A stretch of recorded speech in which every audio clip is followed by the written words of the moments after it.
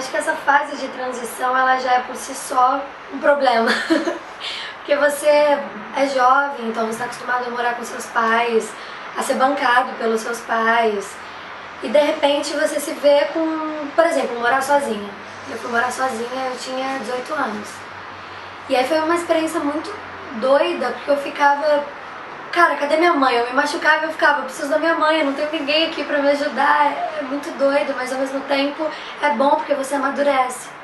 Quando você se vê sozinho, tendo que se cuidar, tendo que trabalhar, ter o seu dinheiro, organizar suas finanças, fazer uma compra, tudo isso é muito difícil, mas ao mesmo tempo traz uma maturidade pra você. Então acho que a fase mais difícil que eu vivi nessa transição foi morar sozinha, de fato. Mas eu consegui resolver muito bem, eu tive ajuda de muitos amigos, namorada.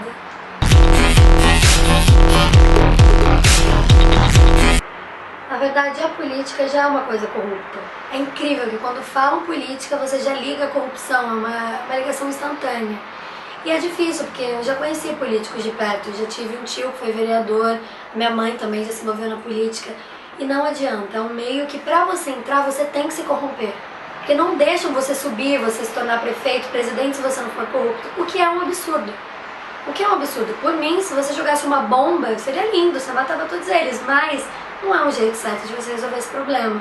Só que também, e aí? A gente vai pra raiz do problema, como que a gente vai resolver tudo isso se já foi construído tantos cargos em cima disso? E o maior problema é, se você parar pra pensar, o que é um presidente? Ele tá lá ferrando todo mundo e todo mundo vive pagando impostos altos, sofrendo multas, tendo que recorrer a cumprir leis. Agora, cadê a parte boa que o governo tem que dar pra gente? A educação de qualidade? Não tem. Se você vai numa escola pública, não tem nem aula, não tem nem professor, não tem segurança. Tá, estão contratando novos policiais, mas não colocam eles aí na rua pra realmente vigiar bandido, porque eu não vejo. Ou então você vê o policial tá se preocupando em pegar quem usa droga. Ou seja, tá tudo tão perdido que é difícil falar uma solução pra isso, entende? Mas eu acho que também é o brasileiro querendo se dar bem, sabe? O político tá lá roubando dinheiro de todo mundo, enquanto tá todo mundo aqui se ferrando pra tentar ser alguém. Então eu acho muito difícil, é muito complicado achar uma solução pra isso. O sentido da vida pra mim é buscar o sentido dela. Eu acho que esse mistério que a gente tem de não ter certeza do que tem lá fora no universo, de não ter certeza de onde a gente veio, são tantas teorias, sabe? Ninguém tem certeza de nada. Eu acho que esse que é o gostoso, é um mistério. Você acorda sempre querendo buscar por que eu tô aqui, isso aconteceu comigo, mas por que isso tá acontecendo comigo? Isso não aconteceu comigo, por que isso não acontece comigo? Você sempre fica se perguntando. E essas perguntas, o ideal não é nem talvez você encontrar respostas, mas é você se questionar. Quando você se questiona, você abre lugares dentro de você e você vai se conhecendo mais. Então eu acho que é isso. O sentido da vida é você sempre encontrar mesmo, tipo, tentar buscar em tudo que você faz um sentido. Por que eu tô fazendo isso? Por que eu tô indo por esse caminho? Será que eu tô feliz nessa profissão, nesse escritório que eu tô? Talvez o que eu sonho pra mim é realmente o que eu quero, é o que me deixa feliz. E se fosse pra falar um sentido da vida em geral, eu falaria sobre felicidade.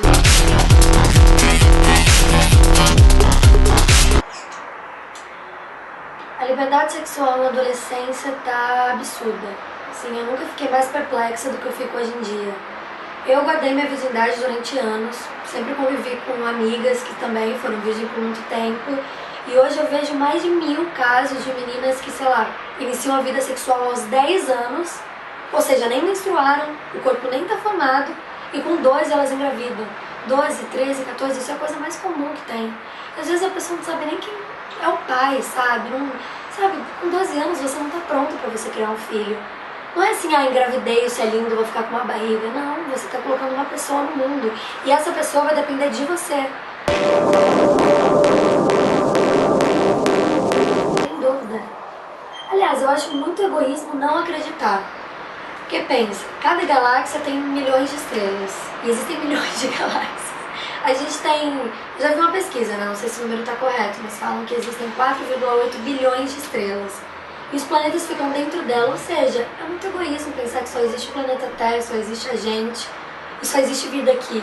Fora que, se você reparar, hoje em dia esse tema está muito mais sendo abordado, E tem mais de várias pesquisas, muitas, que provam que existem moléculas orgânicas em outros planetas, que existe água em outros planetas. Eu mesma já tive uma experiência disso. Uma vez eu estava na sacada da minha casa com um amigo, e aí eu olhei pro céu, era noite, e tinha uma luz muito forte vermelha, tipo uma luz redonda assim. E aí era muito estranho porque ela se movia muito rápido, era tipo pra baixo, pra cima, pro lado, pro outro. E o avião não faz isso, o avião fica retilíneo. Falei, caramba, o que será que é isso? E eu não quis falar pra ele não ver só porque eu tava vendo. Então eu cutuquei ele, que ele viu que eu tava olhando fixo, e aí ele foi olhar também, tipo, eu não sei se é porque ele é gay, mas ele fez um escândalo, ele tipo, caralho, você tá vendo o que eu tô vendo? Eu falei, eu tô. E a gente ficou tipo, obcecados, olhando, de repente a luz começou a entrar. Eu não sei explicar, sei lá, entrar pro universo, ela começou a entrar e sumiu. Eu guardo isso pra sempre, porque assim, não foi uma fofoca, não foi uma coisa que alguém me contou, não foi uma matéria que eu vi na TV. Foram os meus próprios olhos confirmando. E eu sempre estudei muito essas coisas de ufologia e, gente, não tem como acreditar, tem tanta prova aí. A NASA tá aí fazendo 1000 estudos, sabe? Não tem como a gente falar que não.